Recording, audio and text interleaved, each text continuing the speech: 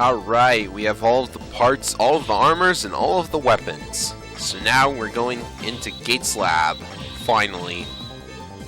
The game is finally coming to a close. And I'm gonna use Unarmored X, woohoo! I'm challenging myself. So I have the Hyper Dash and the Jumper part equipped, as you saw. Without one of the other armors, this jump is impossible without the Jumper part and the Ice Burst. Zero can also use Blizzard Wolfang's weapon to get up here, in which case it's not as difficult as it is for X without the Shadow Armor. This is brilliant design if I ever saw it. Anyways, after that is the actual stage, which consists of lasers, slippery floors, annoying bats.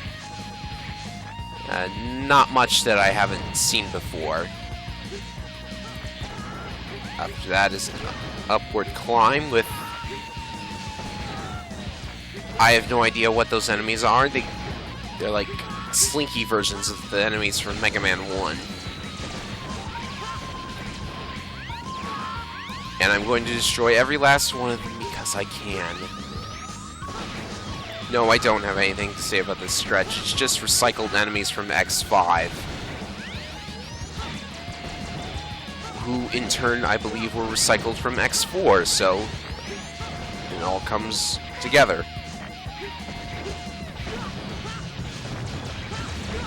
So, let's see here.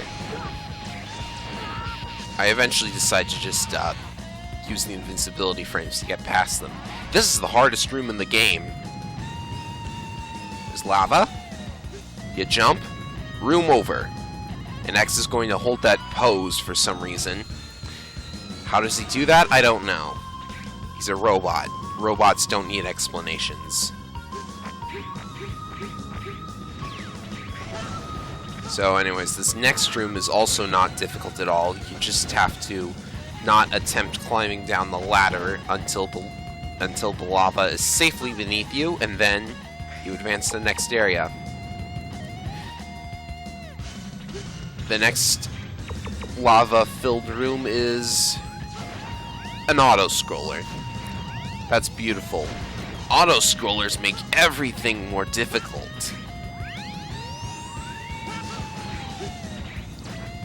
I'm shooting ahead of me just in case there's an enemy up there, which there is.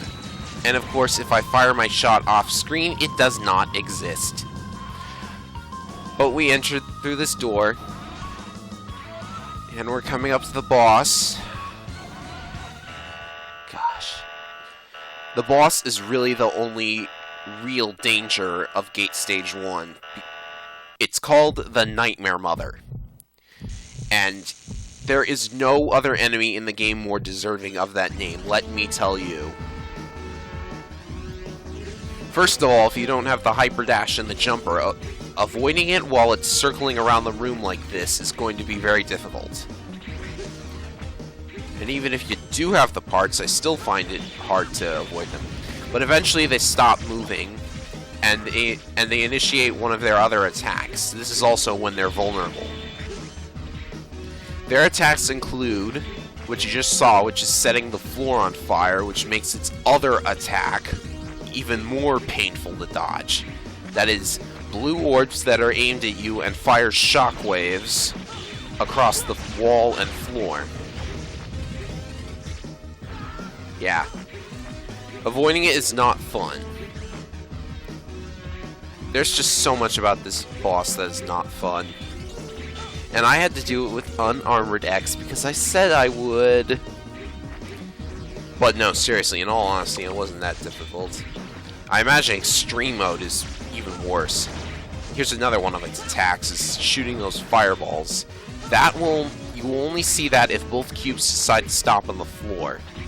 If they both stop on the floor, the only way to hit it is with its weakness, the Metal Anchor. That's actually rather convenient.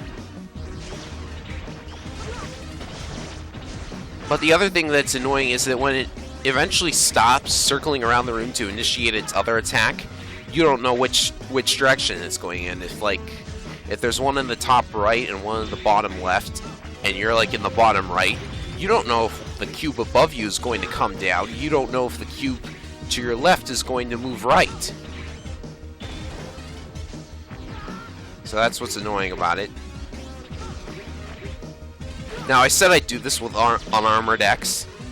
I didn't say anything about not using E-Tanks. La la la la la, I used the full recovery because I didn't say I wasn't going to use it. And one of the cubes is down. When one of the cube's eyes is destroyed, they start getting faster. This is why it's so annoying. If I didn't have all of my heart tanks and all of my life recovering limited part, this would have been way more hellish than I made it look. Warning, the next 5 minutes are all cutscene.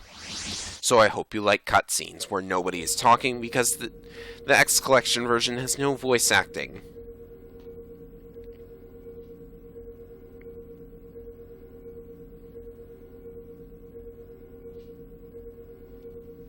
Gosh. Your talent for shitty level design was far beyond mine, Gate.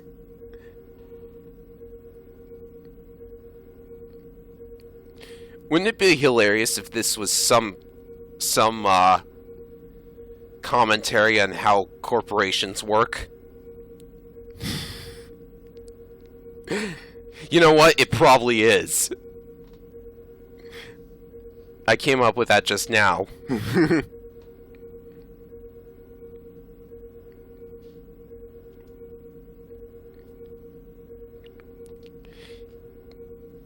You know, after like 2 games where the plot is about making a nation of only Reploids, you would think that somebody would have gotten the picture that that just doesn't work by now.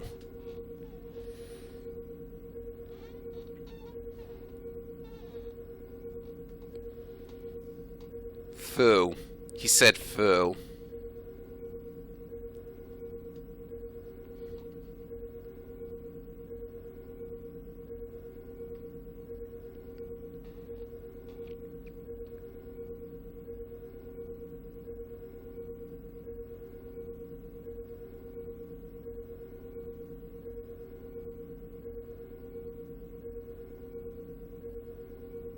Some Reploids become Maverick. Some. The only one that doesn't is X. And then, well, even he was going to become Maverick, but then they made that stupid copy of him in the Zero series. Made that Maverick instead. But hey, the Zero series doesn't occur until 100 years later.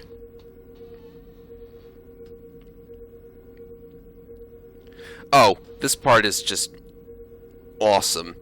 Okay, this cutscene.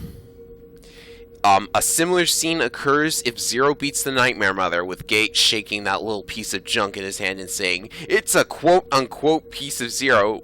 But what didn't make sense to me was, you know, if Zero is standing right next to him and he's holding a piece of Zero in his hands, how does that work?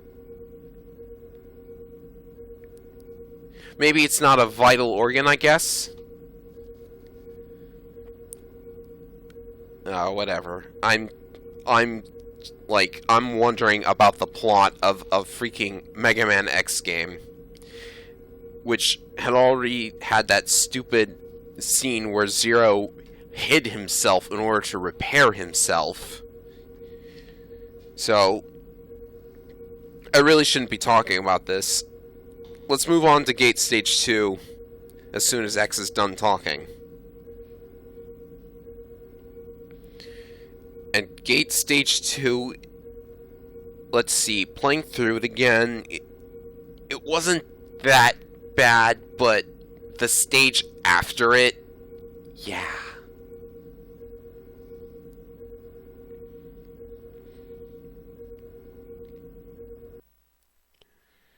Destroy as he will with his horrible level and boss design. Let's see, we're up to the 10-minute mark, so half of these 10 minutes so far has been cutscene. That's beautiful. Right. I'm gonna use Zero for stage 2. Doesn't seem like much so far. Of course, I just had to derp. But conveniently, there's a checkpoint like 5 seconds after the stage started. So, yeah, what is up with that? What is up with Capcom's checkpoint placement throughout the game? Like, it's been weird where they put their checkpoints. That is a lot of nightmares. They were guarding a full health restore pickup thing. Alright, I forgot to mention. I didn't show you equipping Zero's parts, so here's what I have equipped. I have the double barrier, which makes me have twice as many invulnerability frames whenever I get hit. And the other part I have is the shock buffer, which halves damage and makes it so that I don't fall back far when I get hit. You know, I just stand still instead of falling backwards. So that's nice. Very helpful for Zero. Oh look, it's the totem pulls from Ground Scaravich, and they're even worse this time. Let's abuse my invulnerability frames and stand on that spiked wall so I can very easily hit them without having to deal with mucking around with the platform over there.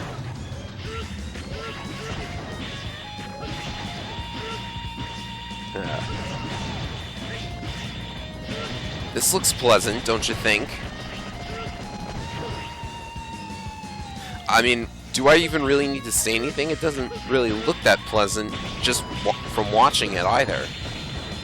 Nobody will ever fall in that spike pit, ever.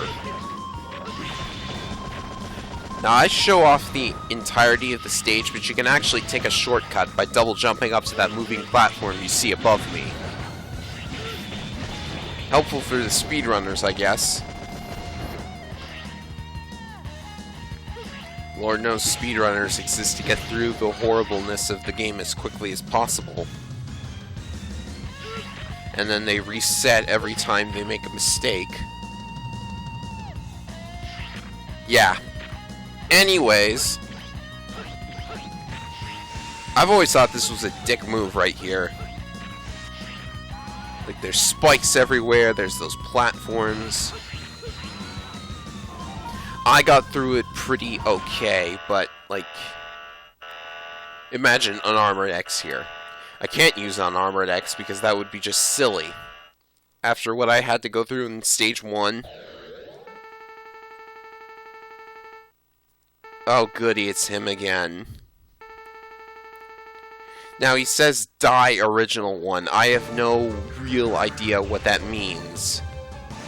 I mean, I know Zero's DNA was used to make Hymax, so I guess that's what they're getting at there.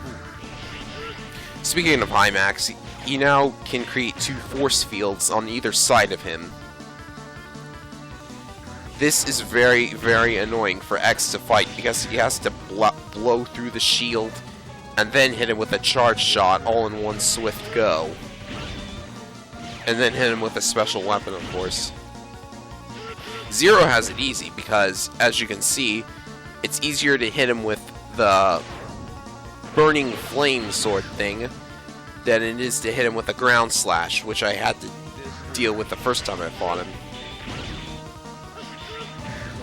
But, oh, and if anybody decides to bring the Shadow Armor in here, you'll be pleased to know that the charge shot from the Shadow Armor has such a huge hitbox that it will actually be able to pierce through the shield and hit Hymax anyways. So that's cool. What isn't cool is how this stage and the next one play out.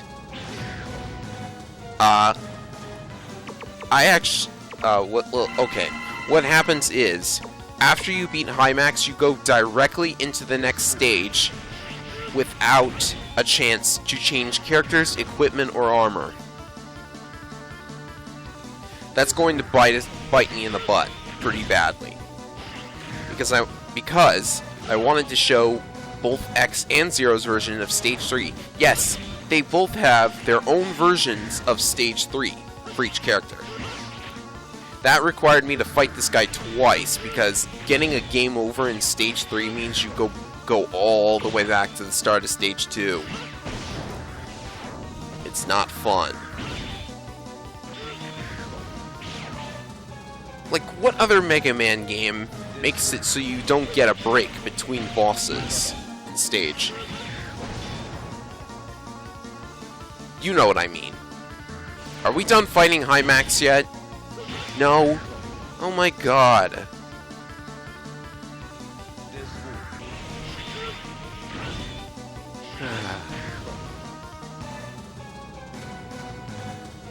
He's not even going to show off his desperation move.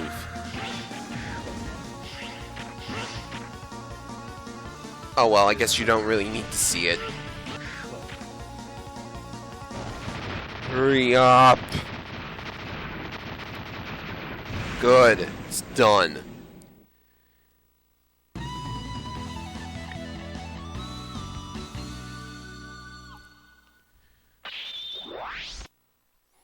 Right, so Gate Stage 3. This is X's version of the stage first. I'm using the Shadow Armor, as you can see. Yeah, it made fighting Hymax and Stage 2 a piece of cake. I'm not gonna get punished for that, am I? So I've got the Hyper Dash and the Jumper, just like before. Let's see. Oh, and guess what? Acid Rain. Again. What, you thought they weren't gonna... Okay, pay attention to this jump, because it's the worst part in the game and probably the thing everybody gets stuck on. X cannot make that jump without an air dash or the hyper dash and jumper part. If you come in here with a Shadow Armor and don't have those parts, you're like, you can't make it. You have to start over from Stage 2. It's just awful. Now, Unarmored X can use the Magma Blade glitch. The Shadow Armor can't use weapons, so it does not have that luxury. Hyper Dash or bust. Gosh. You know what? Gate must be a genius. I've never seen Dr. Wily try an impassable jump before. I've never seen Sigma try an unpassable jump before either. So anyways, that was X's version of Stage 3. Here's Zero's version. I ultimately used Zero for the boss, for reasons you will see. You see, those enemies from the intro stage that can only be harmed by the Saber have returned, and it's a good thing Zero's Saber can kill them too. Knowing X6, it might have been, you know, Capcom might have just forgotten to make Zero's Saber damage them, but, you know, we're lucky. Oh, and did I mention Metal Shark player Trash Compactor yet again? And it's even worse than the last time. This time around, though, you're expected to note the fact that the Trash Compactor can, in fact, kill enemies. That's going to be very useful later. Oh, look. Now it reaches even lower, and you're forced to duck. And, you know, that's quality gameplay from yours truly. Now you're forced to duck in order to avoid getting killed. I have never enjoyed these little Trash Compactor segments, and they crop up in a couple other platformers too. Because, you know, you're moving for a little bit, then you stop. You're moving for a little bit, then you cling to that wall and jump constantly, and then you stop. Oh my god! Now it reaches to the bottom of the floor. Were you thinking, Capcom? This isn't fun. Can you imagine trying to do a no damage run of this? That little flock of birds is probably impossible to avoid. Yeesh.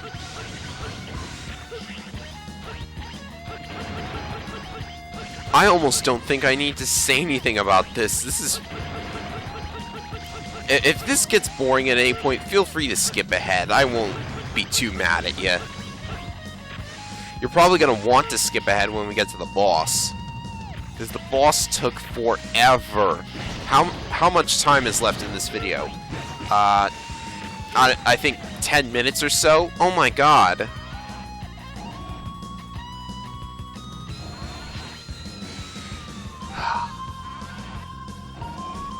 Oh, that's 10 minutes including a cutscene, though, so I guess we're not... It won't take too long. 5 minutes at most. That's still pretty long for a Mega Man boss, if you ask me. So...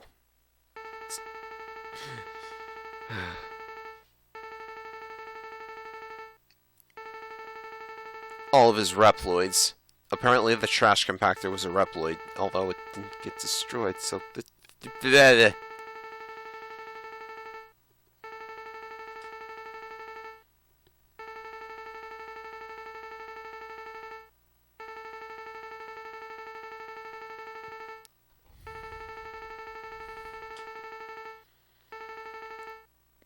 delete all the remaining program you have.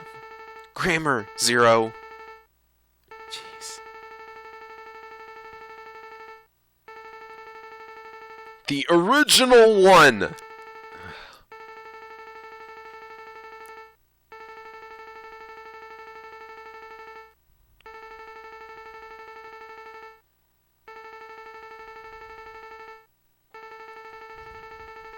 So, Gate. Well, I gotta give him credit. It is literally 100% impossible to damage the guy directly.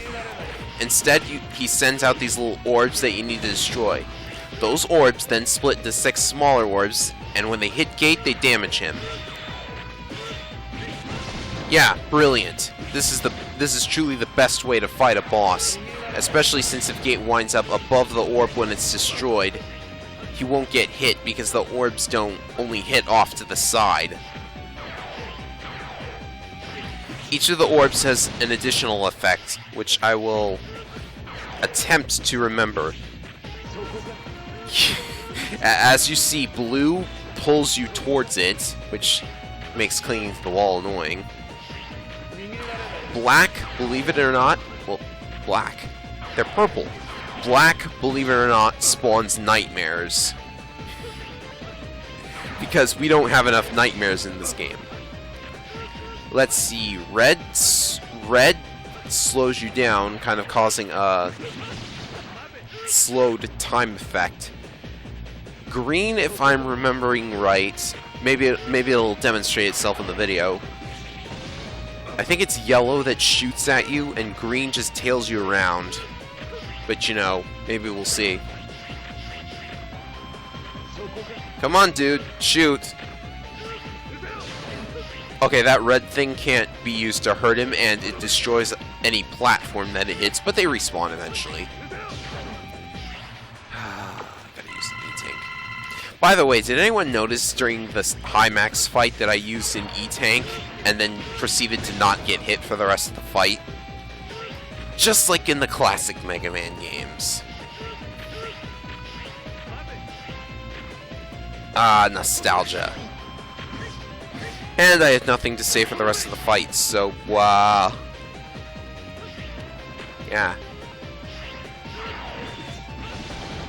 Darn it, you see, that's the other thing. You can destroy the tiny orbs, which with Zero's Saber is very likely to happen. You'll accidentally destroy the smaller orbs before Gate gets hit. This won't last too much longer, I promise you. Although I wasn't exactly happy about the fact that stages 1, 2, and 3 combined all made for a half-hour-long video.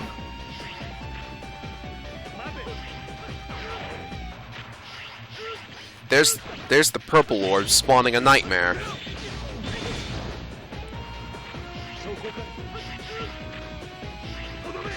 And there's that thing destroying a platform. No one's gonna stand on that platform up on the top. Why is it there? Did putting it anywhere else just cramp the place too much?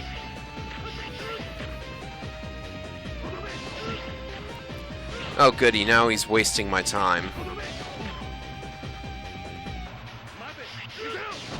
Tedium does not equal difficulty.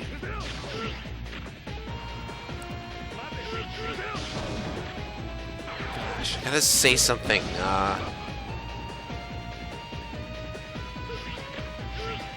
This is an interesting boss theme, I guess. And I believe the orbs are invincible until they've stopped moving. Come on, almost done, almost done. Good, it's over!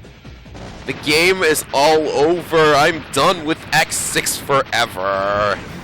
Hooray! It is so totally over. You can all leave now. The ending's uninteresting. Let's not watch it, huh?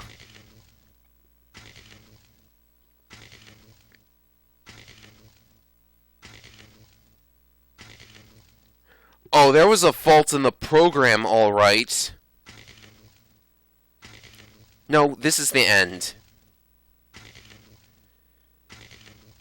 This is the end gate. You don't have to do anything more. Nothing you could possibly pull out could. So don't use it. Whatever you're going to use, don't use it. Stop talking! Oh no, you didn't. You brought back Sigma. So let me get this straight. You revived Sigma because... Yeah. No, I'm not going to pretend this is a big surprise that Sigma is back and all that, but why? Why would Gate bring Sigma back? Oh, because, you know, we needed a fourth and final stage. And of course Sigma has to come back, because... Oh, by the way, Isaac is dead. Do you care? No, I didn't think you did. No, Isaac isn't Wily. We talked about this before.